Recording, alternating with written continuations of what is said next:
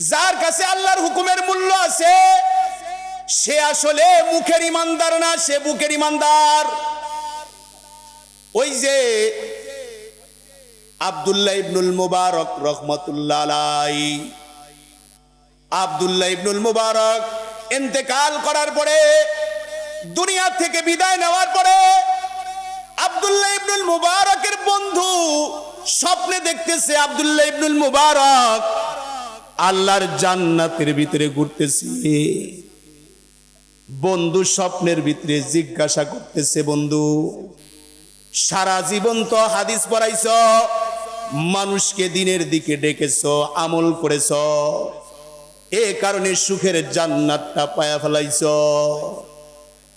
স্বপ্নের ভিতরে আব্দুল্লাহ ইবনুল মুবারক মনটা কালা করে বলতেছে, ভাই আমি যে জান্নাত আল্লাহর কাছ থেকে পাইছি, আমার চাইতে অনেক সুন্দর জান্নাত আমার পাশের বাড়ির কামারে পাইছি।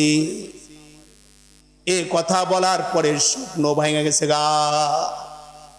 ঘুম থেকে জাগ্রত হয়েছেন, ঘুম থেকে জাগ্রত হয়ে কাঠুরিয়ার বিবির কাছে চলে গেছে, বিবির কাছে চলে গেছে, যায়া বিবিকে জিজ্ঞাসা করতেছে, এই বোন, যুগ শ্রেষ্ঠ আলেম হলো আব্দুল্লাহ ইবনুল মুবারক, আমি স্বপ্নে দেখেছি আব্দুল্লাহ ইবনুল মুবারক আল্লাহর জান্নাতে ঘোরাফেরা করতেছে। জিজ্ঞাসা করলাম, আল্লাহ তোমারে জান্নাত দিছে? কিন্তু সে বলল তার চাইতে দামি জান্নাত নাকি তোমার স্বামীকে দিছে। কারণ কি, তোমার স্বামীর ভিতরে কি গুণ ছিল জানবার চাই। বিবি চোখের পানি ছাইরা বলে, আয় আল্লাহর বান্দা, আমার স্বামীর ভিতরে দুইটা গুণ ছিল। এক নম্বর গুণ হলো আমার স্বামীর কাছে আল্লাহর হুকুমের মূল্যায়ন ছিল, দুনিয়ার হুকুমের মূল্য নাই। তার মানে হইল আমার স্বামীর কাছে দুনিয়ার মূল্য নাই, আমার স্বামীর কাছে আল্লাহর হুকুম আগে, আল্লাহর হুকুমের মূল্যায়ন আমার স্বামীর ভিতরে ছিল। আর একটা গুণ হলো ইবাদতের লোভ। আহারে, আরো যদি ইবাদত করতে পারতাম। আব্দুল্লাহ ইবনুল মুবারক যখন ছাদে দাঁড়ায় দাঁড়ায় রাতের বেলায় নামাজ পড়ে, আমার স্বামী বসে বসে বলতেন, আল্লাহ গো, তুমি যদি আমার কামার না বানাইতা, মানুষের দাও কাছি যদি আমার বানায় দিতে না হইতো, ওগো আল্লাহ, আমিও আব্দুল্লাহ ইবনুল মুবারকের মতো দাঁড়ায় দাঁড়ায় সারা রাত্র নামাজ আদায় করতাম। আর একটা গুণ হলো আমার স্বামীর ভিতরে দুনিয়ার কোন হুকুমের মূল্য ছিল না, আল্লাহর হুকুমের মূল্য বেশি ছিল। আমার স্বামী দাওকাসি বানাইতো, দাওকাসি বানাইতো। এমনও যদি কখনো হয়েছে আমার স্বামী দাওকাসি বানানোর জন্য হাতুড়ি পিটাইতেছে, হাতুড়ি পিটাইতেছে। হাতুড়ি পিটানো অবস্থায় যদি কখনো মসজিদের মুয়াজ্জিন মসজিদের মিনার থেকে যদি এ এলান বাইসে আসতো, হাইয়া আলাস সালাহ, হাইয়া আলাস সালাহ, নামাজের জন্য আসো, কল্যাণের জন্য আসো, আল্লাহু আকবার, আল্লাহ সবচেয়ে বড়। আল্লাহর এই আলায়ে কালিমাতুল্লাহর আওয়াজটা আমার স্বামীর কানে যদি আইসা পড়তো, ওই অবস্থায় যদি আমার স্বামী দাওকাসির উপরে হাতুড়ি দেওয়ার জন্য মাথার উপরে উঠাইতেন, ওই হাতুড়িটার সামনের দিকে ফালাইতেন না, পিছনের দিকেই ফালা দিয়া আল্লাহকে বলতেন, আল্লাহ দেখো দেখো দেখো, হাসরের ময়দানে কিন্তু আসামি বানাইবা না, তোমার হুকুমের মূল্য আমার কাছে আছে। আল্লাহ দেখো, তোমার মসজিদের মাইক থেকে, মিনার থেকে আলান আসার সাথে সাথে আমি আমার হাতুড়িটা কিন্তু সামনে ফালাই নাই, আমি আমার হাতুড়িটা কিন্তু পিছনে ফালাই দিছি। আল্লাহ, আমার কাছে কিন্তু দুনিয়ার সবার হুকুমের চাইতে তোমার হুকুমের দাম বেশি।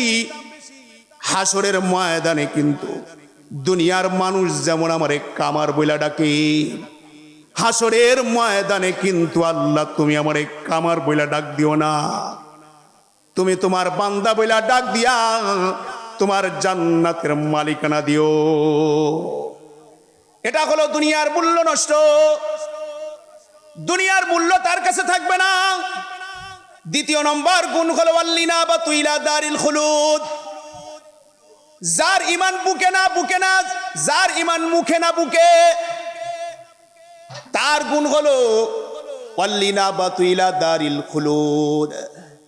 সে থাকবে দুনিয়ায়, বসবাস করবে দুনিয়ায়, কিন্তু সব সময় তার ফিকির হবে আখিরাত। সে থাকবে দুনিয়াতে কিন্তু দেখবে আখিরাত। কোন কাজ করলে আমার আখিরাত নষ্ট হয়ে যায়, কোন কাজ করলে আমার আখিরাত ভালো হয়। থাকবে দুনিয়াতে কিন্তু নজর থাকবে আখিরাতে। কারণ আদ-দুনিয়া মাজরাতুল আখিরাহ, দুনিয়াটা হলো আখিরাত কামাইয়ের জায়গা। সে দুনিয়ায় বসবাস করবে কিন্তু তার নজরটা থাকবে আখিরাতে। তার মানে হইল সে দুনিয়ায় চলাফেরা করবে, নফসের গোলামি করবে না, গোলামি করবে আল্লাহর। দুনিয়ায় খালি ব্যাংক ব্যালেন্স বানায়া টাকা পয়সার মালিক হবে না। সে দুনিয়াতে থাইকা আল্লাহর জান্নাতের মালিকানা দখল করার জন্য মেহনত করবে। দুনিয়াতে থাকবে তার পাও, কিন্তু নজর থাকবে তার আখিরাতে। চলাফেরা করবে দুনিয়ায় কিন্তু নজর আখিরাতে। সে নফসের গোলামি করবে না, নফস যা বলে তাই করবে না।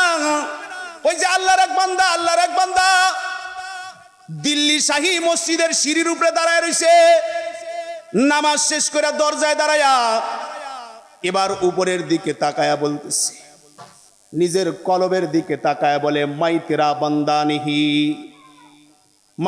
বান্দা নেহি, তু মেরা খুদা নেহি, তেরি বাত মানতে নেহি।